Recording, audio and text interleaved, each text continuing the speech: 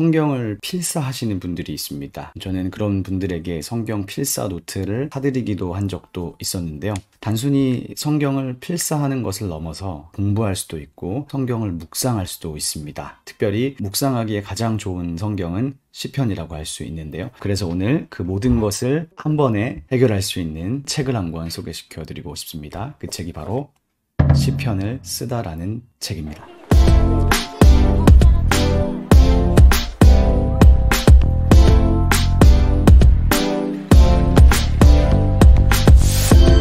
네, 책 제목을 보시면요. 시편을 쓰다니까 필사 노트인가? 그렇게 생각할 수 있지만요. 아닙니다. 훨씬 더 강력한 책입니다. 예, 그러면 이 책에 대해서 자세하게 소개해드리고 싶습니다. 자, 먼저 교보문고에서 이 책 판매 페이지로 들어와 봤는데요. 시편을 쓰다 가격은 14,400원 정도에 팔고 있네요. 하경이라는 출판사에서 나왔고 저자는 폴라 구더라는 사람이네요. 출판사에서 이 책에 대해 설명한 내용을 한번 보면 이 책은 시편을 그저 묵상하는 데 그치지 않고 필사하고 답하는 등 그 안에 들어가 참여하도록 초대하는 책이다. 뭔가 많이 좋은 것 같습니다. 그러한 과정을 통해 과거 누군가에게 위로와 소망을 주었던 하나님의 말씀이 오늘날 나에게도 동일하게 역사한다. 네, 이렇게 책에 대해서 소개를 하고 있네요. 이 책의 저자가 이제 폴라 구더라는 성서학자인데요. 하경에서 이 폴라 구더를 소개할 때 항상 이렇게 소개를 하더라고요. 차세대 톱나이트라고 불리운다. 차세대 톱나이트. 예, 그래서 보니까 기본적으로 신약학자인 것 같습니다. 그래서 신약 주석도 쓰고 다양한 책들을 쓰고 있는데 이 하경 출판사에서 폴라 구더의 책을 많이 번역해서 내는 것 같아요. 저도 사실은 하다 보니까 이 폴라 구더의 책을 꽤 많이 구매해서 보게 되었는데요. 여기 지금 교회 제 사무실 말고 집에도 몇 권이 있어서 네, 마침내 드러난 하늘나라라는 책도 읽었고 또 교회에서도 같이 또 북스터디도 한 적이 있었고요. 그 다음에 기다림의 의미, 요거는 대림절과 관련된 책이고 저도 그래서 어쩌다 보니까 이 폴라 구더의 책을 좀 여러 권 읽게 됐는데 마지막으로 접한 것이 바로 이 시편을 쓰다라는 책입니다. 이 저자 폴라 구더에 대해서 조금 더 이야기를 해본다면요. 그런 생각을 했어요. 신약학자인데 시편을 생각보다 잘 아는구나.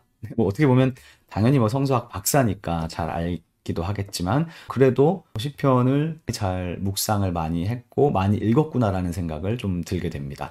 폴라 구더가 이제 차세대 톱나이트라고 보통 이야기를 하는데 톱나이트도 IVP인가 거기서 시편이란 책을 얇게 낸 것이 있어요. 그 책도 굉장히 좋은데 신약학자임에도 불구하고 시편을 굉장히 잘 해석하고 음미하면서 풀어주는 탁월한 책인데 이 책도 그렇습니다. 단순히 책을 필사하는 것이 아닙니다. 윌리엄 P. 브라운이라는 학자가 시편에 대해서 이런 말을 했습니다. 시편의 수행이라는 말을 했습니다. 즉 시편은 단순히 눈으로 읽는 데 그쳐서도 안 되고요.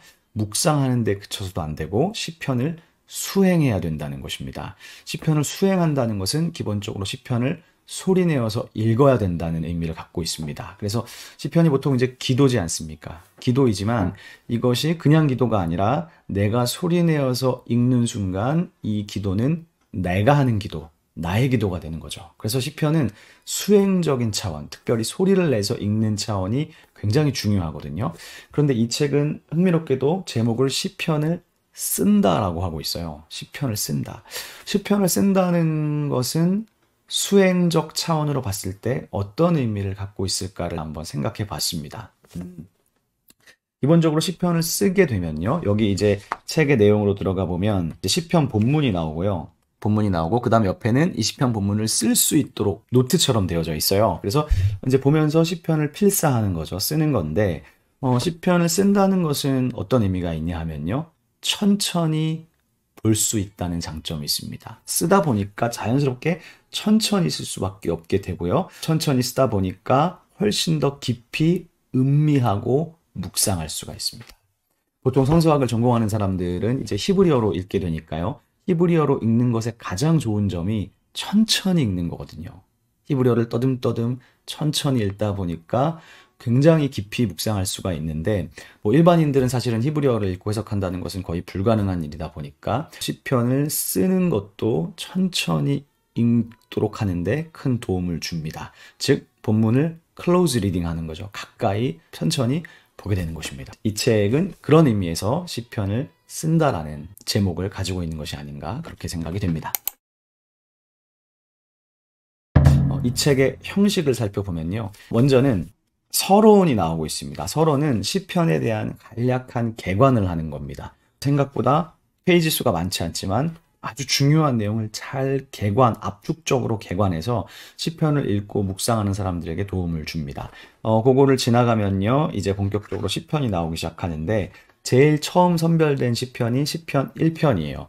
보시면 이제 시편 1편을 들어가기 전에 이렇게 한 문단으로 요약을 해주고 있어요. 그러니까 그 시편에 대한 개관을 하는 거죠. 그래서 필사하는 사람이 이 시편을 읽고 먼저 생각할 수 있도록 합니다. 그런데 이 개관이 단순 묵상, 큐티 책에서 보는 묵상 개관의 수준이 아니고 조금 더 학문적입니다.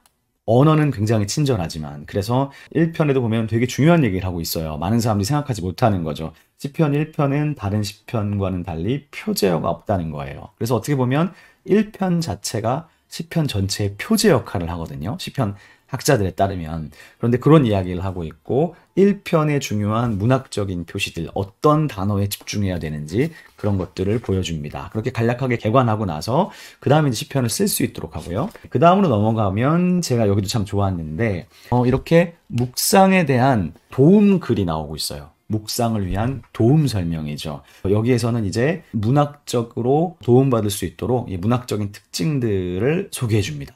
그리고 나서 묵상을 위한 질문이 나옵니다.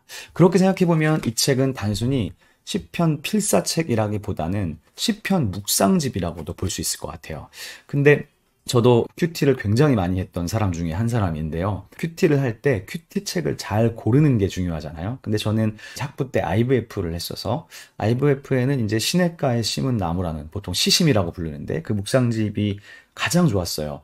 왜냐하면 시심이 그 당시에는 귀납적으로 접근할 수 있도록 관찰 질문, 그다음에 해석 질문, 묵상 질문 이런 식으로 나왔거든요. 그래서 질문을 따라가다 보면 자연스럽게 본문을 관찰하게 되는데 문제는 뭐냐 하면 그 질문의 수준이 좀 중요하거든요. 그 질문이 어떻게 되느냐에 따라서 묵상의 깊이가 달라질 수 있습니다. 그런데 여기서 나오는 이 묵상 질문은 이 본문에 굉장히 천착되어 있어요. 그래서 본문 중심적으로 묵상할 수 있고 해석 관찰에 그치지 않고 오늘날 나의 삶에 적용할 수 있도록 굉장히 질문들이 좋습니다.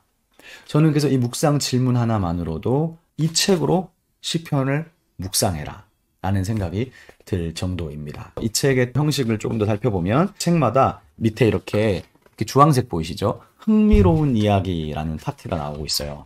이 흥미로운 이야기는 그 시편의 특징적인 부분들 그 중에서도 이제 주로 히브리어에 대한 해설을 하기도 합니다. 그래서 여기 같은 경우는 1편에서 묵상이라는 단어, 하가라고 하죠. 히브리어로. 이제 이게 원문에서 어떤 의미인지를 소개해 주는데, 개인적으로는 조금 재미있었어요. 묵상하다가 이제 시편 1편에서 히브리어로 하가인데, 유튜브 채널에서 몇 번 이야기를 드린 적이 있었는데, 이 폴라구더는 큰 소리로 말하다라는 의미였을 것이다 라고 생각을 합니다. 그러니까 묵상이 내면적인 행위가 아니라 발화행위라는 거죠. 그래서 예를 들면은 이사야 38장 14절에 하가라는 동사가 동물의 울음소리로 나타나는 적이 있거든요. 그러니까 큰 소리로 말하다라는 의미였을 거라는 거예요. 예, 그런데 한편으로는 제가 시편을 공부하고 있다 보니까 또 이분이 신약학자다 보니까 한계도 있는 것 같아요. 실제로 하가라는 말은 사실 훨씬 많은 함의를 가지고 있습니다. 내면적인 행위도 있고 외면적으로 발화하는 행위, 모든 것을 포함하는 표현이거든요. 예, 그래서 묵상이라는 한글 내면적인 거잖아요. 그것도 사실은 맞는 말이라고 할 수 있을 것 같고 외면적으로 소리를 내서 읊조린다는 것도 맞는 말일 수 있는 거죠. 어쨌든 묵상이라는 말 자체는 훨씬 더 넓은 함의를 갖고 있다 정도로 생각해 보실 수 있겠습니다.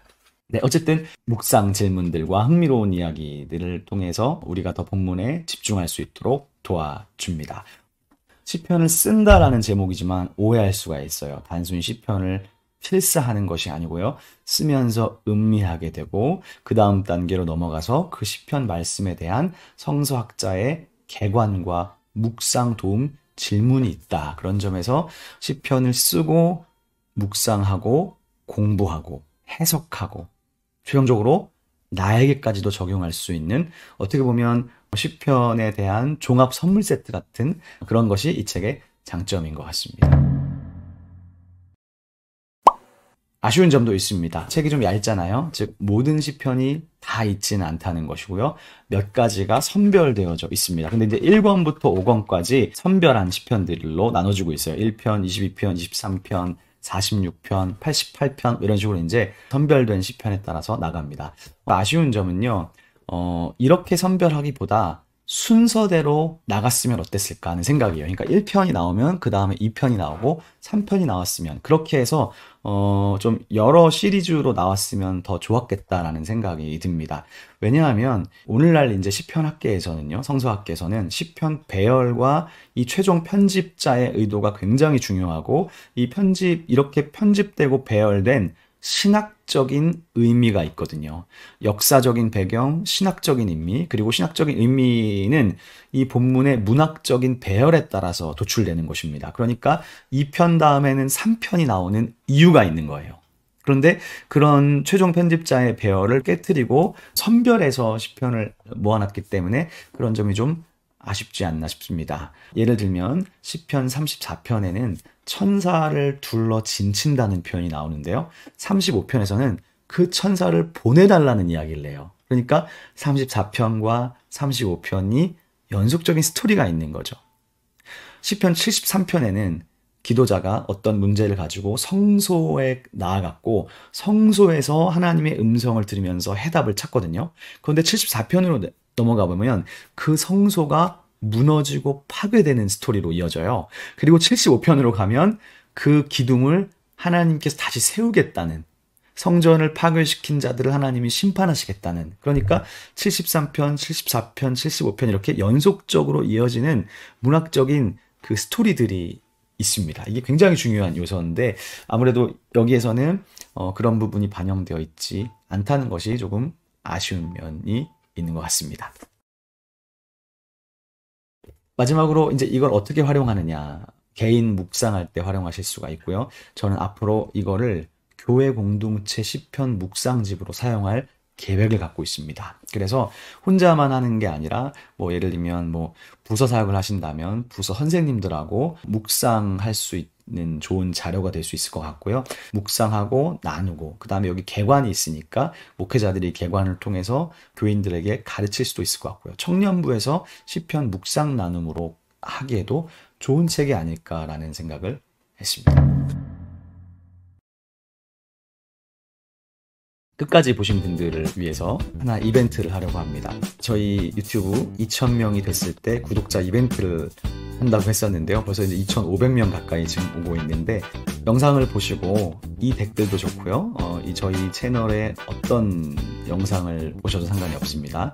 거기에다가 보신 소감에 대한 댓글을 달아주시면 제가 추첨해서 이 책을 선물로 보내드리도록 하겠습니다. 그리고 또 다른 분에게는 제가 교회에서 사용하고 있는 제가 쓰고 디자인한 책인데요.